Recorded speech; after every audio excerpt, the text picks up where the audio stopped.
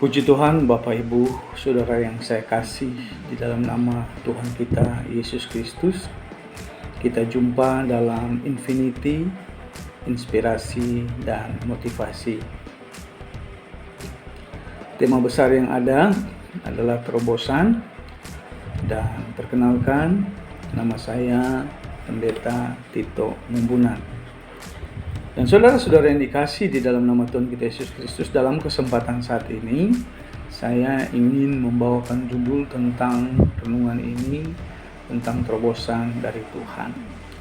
Kalau kita berbicara tentang terobosan, berarti sesuatu perjalanan, suatu keadaan yang mana di depannya harus kita lalui,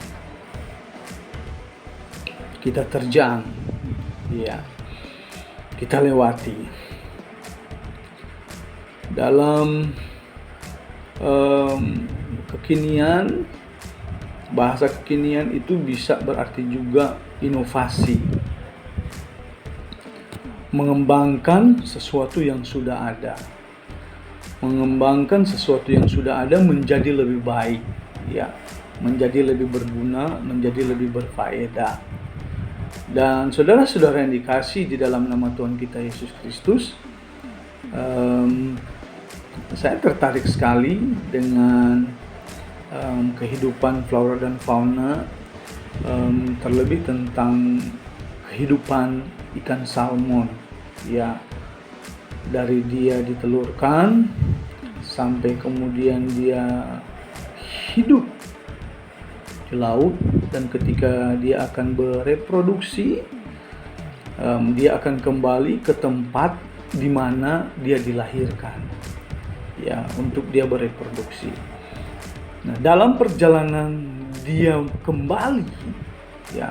kembali ke tempat asal dia di hulu sungai, maka banyak tantangan yang dia akan hadapi. Banyak halangan yang akan dihadapi. Apakah itu dari predator-predator alamiah, atau juga situasi-situasi alam, air yang cukup tinggi, batu, air yang deras, dia akan terjang. Nah, ini berarti dia menerobos. Kenapa dia menerobos? Karena dia punya tujuan, sampai ke hulu sungai.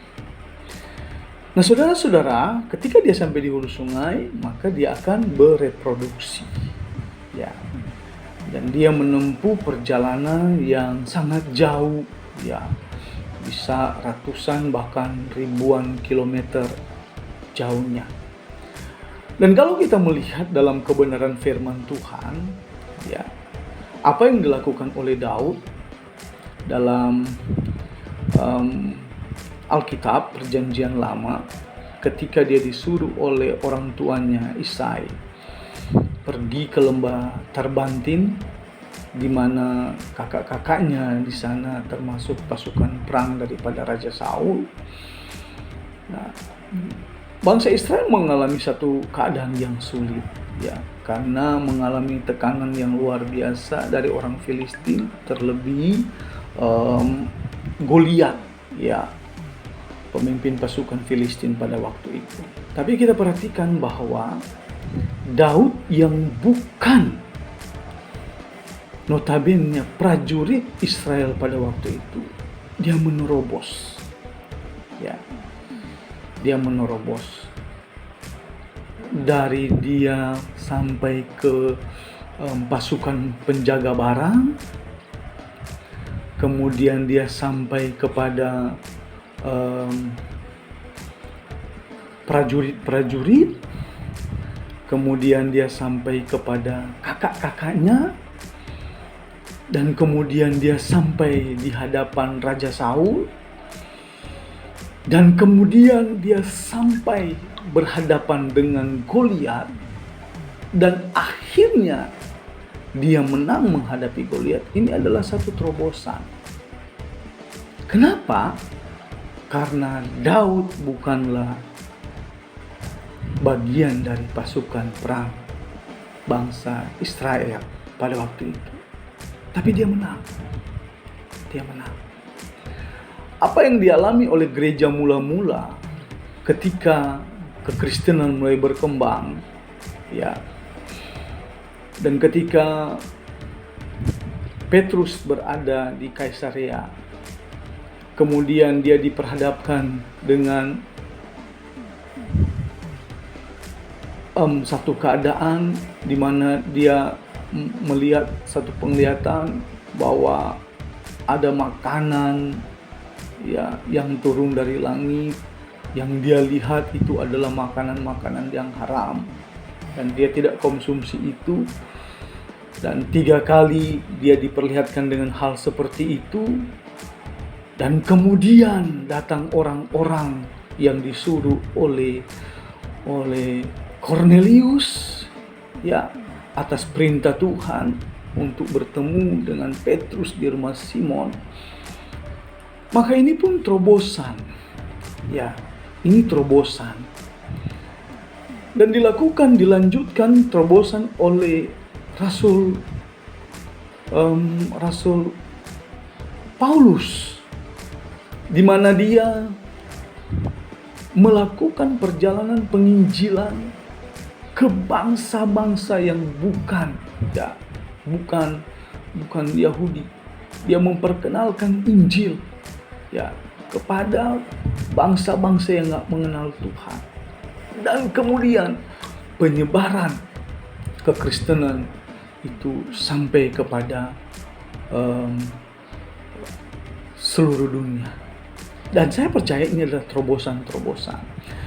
Nah, kenapa terobosan itu bisa terjadi?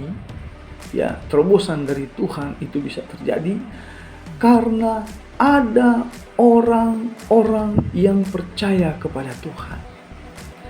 Karena ada orang-orang yang diurapi oleh Tuhan. Karena ada orang-orang yang mau melakukan, ya, apa yang disuruh oleh Tuhan. Karena ada orang-orang yang rela diri memberi diri bagi Tuhan.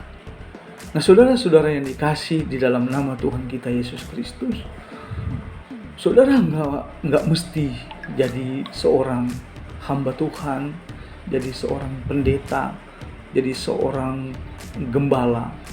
Tapi saudara juga bisa melakukan terobosan-terobosan ini dengan doa-doa saudara, dengan syafaat saudara. Ya, apakah mungkin saudara seorang pengusaha? Apakah saudara seorang pendidik? Ya, apakah itu guru atau dosen? Apakah saudara sebagai seorang PNS? Apakah saudara sebagai seorang anggota kepolisian atau anggota TNI? Saya percaya semua bidang usaha yang kita jalani yang berkenan kepada Tuhan, semua orang, ya, yang mau memberi diri kepada Tuhan bisa melakukan terobosan-terobosan yang besar bagi Tuhan, bagi pekerjaannya, guna hormat, kemuliaan, kebesarannya. Tuhan Yesus memberkati kita semua, dan saya percaya Tuhan selalu ada menyertai kehidupan kita. Puji Tuhan, Immanuel.